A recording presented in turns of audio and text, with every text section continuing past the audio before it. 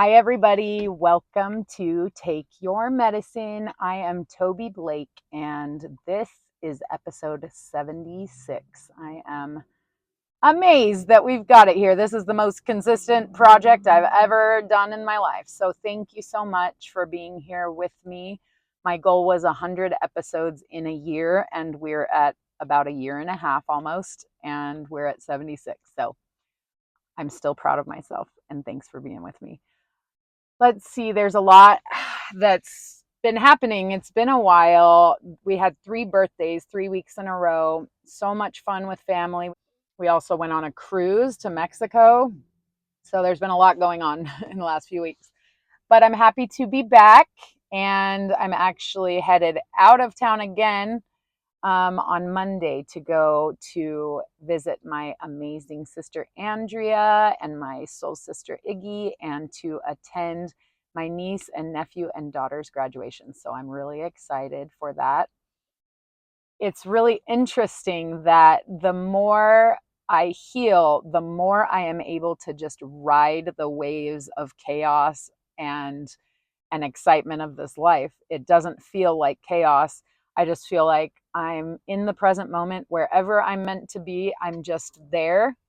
And my mind is more quiet than ever. And it's a beautiful space to have arrived at. And I want to help other people arrive at that same space, to feel that same freedom from all of the ruminations and all of that crazy busy monkey mind. I used to not be able to meditate at all.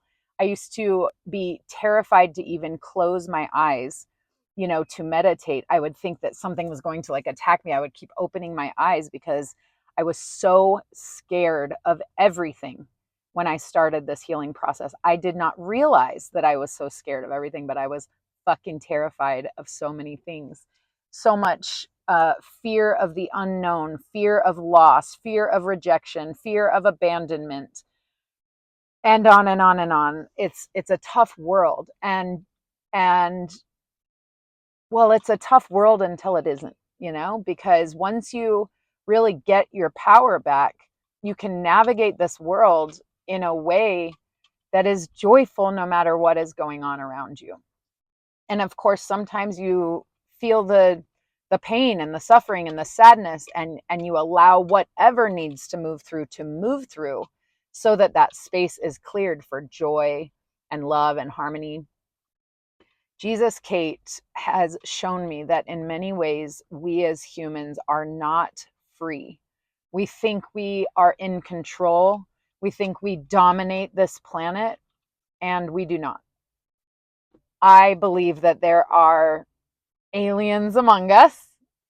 I believe there are power structures that want to keep us hating ourselves, keep us sick, keep us divided, keep us powerless, so that we continue to feed their power structures. Oh, and I could talk all day about this stuff. We, in many ways, are slaves until we wake up. We are caring about, all of the wrong things that don't lead us to actual happiness. We think our worth and our value comes from the shape of our body, or the look of our face, or the lack of wrinkles on our skin. We think that if we have the nicest car or the nicest house, that might make us happy. These are all deceptions from these power structures. These power structures want you to believe that your worthiness comes from your looks, that your worthiness comes from your job or your clothes or your money or whatever.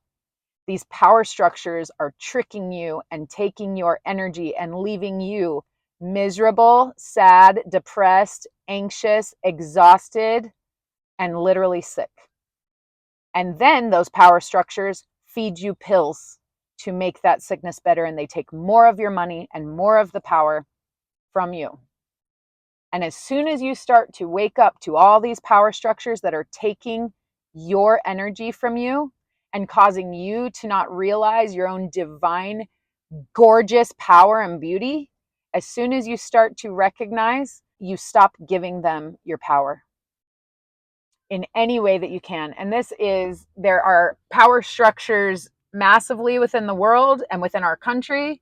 And then there are smaller ones, within our relationships, sometimes cultures, societies, parents, grandparents, these things that want to keep us where they want us, keep us controlled. And we have to really get quiet with ourselves, ask ourselves, who am I and what do I need? There was a time in my life that I had no idea what I needed. I did not know who I was. All I knew was that I was a Mormon and a mom, and that was my identity.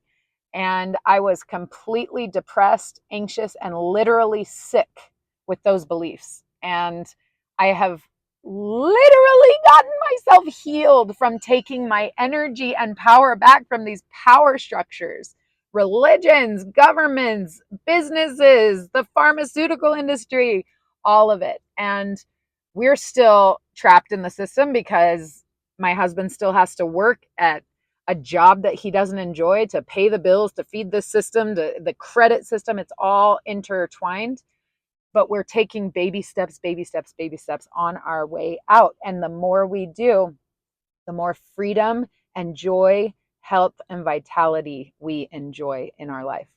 So what can you do to take your power back today? What is something that you can do? Maybe it's mirror work, because the answer to taking your power back is self-love. You need to truly trust and believe that you are worthy of love and joy and happiness and abundance, wild abundance. You deserve whatever you want. And as soon as you believe that, you will have it. That is what I truly believe. It is amazing to watch the miracles happening in my life because I believe that they can happen. And the synchronicities and the magic and the what some would call coincidences, but the most incredible things are happening in our life. And it's because we're clearing away all of the programming and the chaos that we didn't ask for. You think about a little baby. Let's think about like a 3-year-old toddler or a 2-year-old toddler. They have so much energy. What do adults always say when they see a toddler? Oh, I wish I had half the energy of that little guy. Yeah. Why do they have so much energy? I will tell you. I believe they have so much energy because they let everything pass through. A toddler falls and skins his knee and he starts crying and he cries as much as he needs to. He kicks and screams, ah, and he actually gives himself Reiki. He touches it and that helps it feel better intuitively. And he feels all the way through it. And when he is done, he pops back up and he runs again. And he's cleared that from his field. It doesn't exist in him. He hasn't attached himself to it. And because of that, he keeps his energy. We will make a mistake. We'll fall down and stumble in some way as an adult, and we will hold on to that. We will decide that that is our failure and that we are not worthy because we did that and we don't deserve happiness. And we carry these things. We carry our mistakes. We carry the trauma that happens to us instead of feeling all the way through it and clearing our field of it so that we can get back to our childlike self. This is what I believe Jesus meant, in part at least, on be like the little children. And the other part of that is that little children don't give a flying fuck what anybody thinks of them. They wear what they want, they say what they want, they laugh and play, and they're free. They are free. They are not enslaved yet. What happens to them? These power structures and their mommies and their daddies and their religions and their cultures and their societies start to weigh them down and place all of this programming into their systems that causes them to start to attach to things, to start to not feel worthy, to start to feel like they don't deserve happiness. And by the time they're 15 years old, they don't love themselves anymore so much of the time. They don't think they're worthy of love. And it's heartbreaking to watch. What is the difference between that 15-year-old and that 2-year-old? The difference is programming. And programming is what takes our power. Programming that doesn't align with our true divine nature is what is taking our energy and making us sick. So we have to go to work and figure out what programming is in us and clear ourselves of it. And a wonderful way to do that is to start with mirror work, to look yourself deep in the eyes and say, I love you. I am sorry for the ways that I have hurt you. I forgive you and I thank you. There is a prayer called Ho'oponopono. It's a Hawaiian prayer. And that is what it is. I'm sorry. I forgive you. I thank you. I love you. We need to do this work with ourselves first. And as soon as we really, this book Louise Hay wrote called You Can Heal Your Life, she suggests saying, I love myself 300 times a day at minimum, because we have to truly go to work like a computer getting its software rewritten and rewrite our programming. You can do this. It can be done. And as you learn to truly take your power back and love yourself, everything else in your life will start to align. The people in your life will treat you the way you feel about yourself. Everyone in your life will treat you that way, or they will fall away, because your force field is magnetic, and your state of being determines what enters your field. And so we have to get quiet, just like these auntie trees. I love you! These auntie trees told me the first words I ever channeled through the trees: slow down and be quiet. Slow down and be quiet. That was the best advice I ever received in my life. And I challenge you to do the same, to find pockets of stillness, to sit with yourself, to sit with all that is, to not try and control it, to look at your relationships, look at your spousal or partnership and see, what can I let go of? What can I stop trying to control? What can I just simply pull back and just allow? And as you do, it feels like you're losing power when you stop controlling everything, but you're actually retrieving your power and regaining your power. And you can just allow everything to be and allow yourself to be, and you find harmony and peace there and literal healing. Okay, there's this thing that AJ and I watched yesterday that I do want to talk about.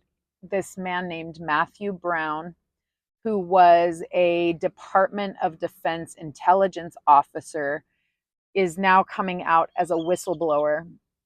And there are many more, but it's a very scary thing to come out as a whistleblower.